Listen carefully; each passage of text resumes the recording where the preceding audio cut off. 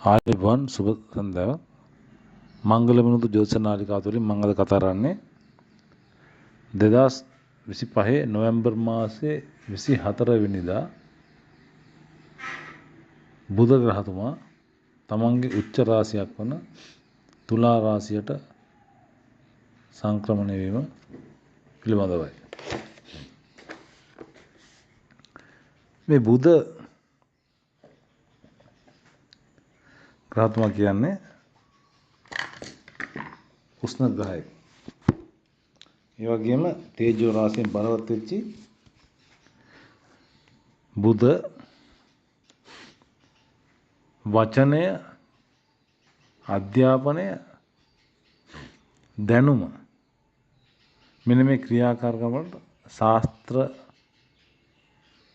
ශාස්ත්‍රීය කටයුතු වලට ප්‍රමුඛත්වය දෙන ග්‍රහය. මෙන්න මේ බුධ ග්‍රහය 2025 නොවැම්බර් මාසේ 24 වෙනි සඳුදා දවසේ තමන්ගේ උච්ච රාශියක් වන තුලා රාශියට සංක්‍රමණය වෙනවා. මෙන්න මේ සංක්‍රමණය ඉතාමත්ම සුබදායි ග්‍රහ පිහිටීමක් වෙනවා.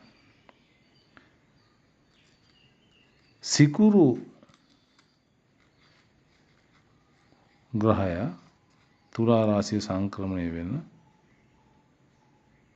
අවසන් කාල පරිච්ඡේදය වෙන 26 වෙනිදා 26 වෙනිදා වෙනකන් සිකුරු ග්‍රහයත් තුලා රාශියේ ගෝචරයෙන් ගමන් කරනවා. මේ 24 25 26 කියන දවස් තුන බුධ සිකුරු සංයෝගයක් ඇති වෙනවා. මේ ඊ타ත්ම සුවිශේෂී ග්‍රහ සංයෝගයක්. ඉතින් මේ දවස් තුන ඊ타ත්ම කල්පනාකාරීව කටයුතු කළොත් පරිණාමගත හැකි අවස්ථාවක් වෙනවා. හොඳ අපි බලමු ඒ බුධ ග්‍රහ ගෝචරය ඔබේ ලග්න වලට බලපන්නේ කොහොමද කියලා. මේෂ ලග්නේ 7 වෙන්නට. 7 වෙන්න කියන්නේ විවාහ ස්ථානයේට ගෝචරයෙන් ගමන් ආරම්භන මේ බුධගේ බලපෑම නිසා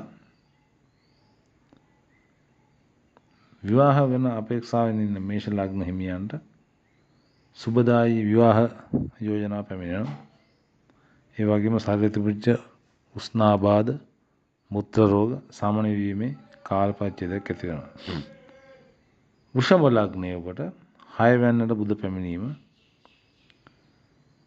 අර තිබූ ආමාශගත ප්‍රශ්න, ගෑස්ට්‍රික් තත්ත්ව දුරු වීම ඉඩකඩක් ඇති වෙනවා. මොකද 6 වෙන්නේ බුධ නීචව ගමන් කරන අය තමයි ආමාශයේ සාමාන්‍ය ගෑස්ට්‍රික් තත්ත්ව ඇති වෙන්නේ. නමුත් 6 වෙන්නේ තුලා රාශියේදී සමනය වී සහනදායි බවක් ඇති වෙනවා. මිථුන ලග්න ඔබට 5 වෙන්නේ අධ්‍යාපන ස්ථානයේ ගමන් කිරීමෙන් උසස් අධ්‍යාපනය ලබන දරුවන්ට විභාග කටයුතු කරන දරුවන්ට ඉතාමත්ම සුබදායක කාල පරිච්ඡේදයක් වෙනවා. ඒ වගේම දරුවන් අපේක්ෂා කරන මිථුන ලග්න හිමියන්ට 5 වෙන්නේ බුධගේ ඒ ග්‍රහ ගෝචරය සමග සිකුරුගේ ග්‍රහ ගෝචරයත් සිදුවන ඒ දවස් තුන යහපත් දරුවන් පිළිසිඳ ගැනීම ඉතාමත්ම සුබදායි වෙනවා. මේ අවස්ථාවේදී සහකරුවෝ සහකාරී සමග සාකච්ඡා කර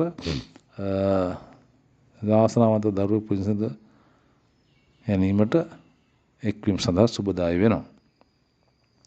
කටක ලග්න ඔබගේ 4 වෙන්නට. කටක ලග්න ඔබගේ 4 වෙන්නේ බුධ ග්‍රහතුමාගේ ග්‍රහ ගෝචරය නව නිවෙස් හදන අයට ඉතාමත් සුබදායි වෙනවා.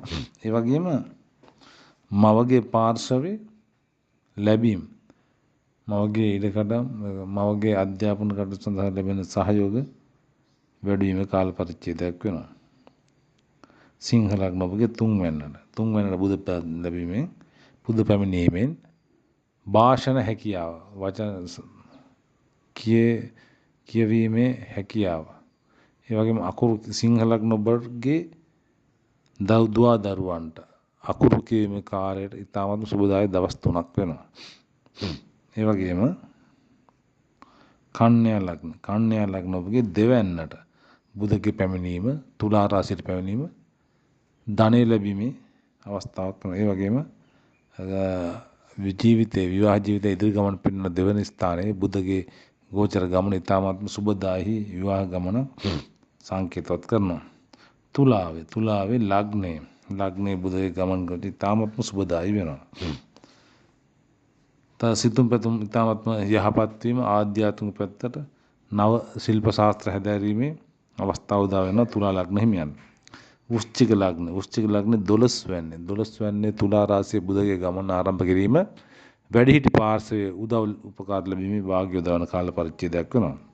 ධනු ලග්න ඔබගේ 11 වැන්නේ බුධ ගමන් කිරීම ඊටාත්ම සුබදායී කාල පරිච්ඡේදයක් ඇති වෙන කාලයක් වෙනවා. 24 වෙනිදාන් පස්සේ ධනෙ ලැබීමේ සුවිශේෂී අවස්ථාවක් ඇති වෙනවා.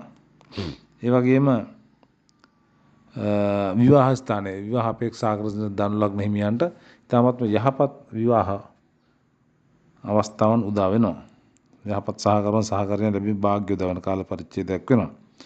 මකර ලග්න ඔබගේ 10 වැන්නට කේන්ද්‍රයේ 10 වැනි බලවත්ම ස්ථානවල 10 වැන්නට තුලා රාශියට බුධගේ පැමිණීම විශේෂයෙන් රැකියා ස්ථානයේ දියුණුවක් රැකියා අපේක්ෂා කරන මකර ලග්න හිමියන් නව රැකියා හිමීමේ වාග්ය යොදවන කාල පරිච්ඡේදයක් වෙනවා. ඒ වගේම පියාට ඉතාමත්ම සුබදායී කාල පරිච්ඡේදයක් වෙනවා.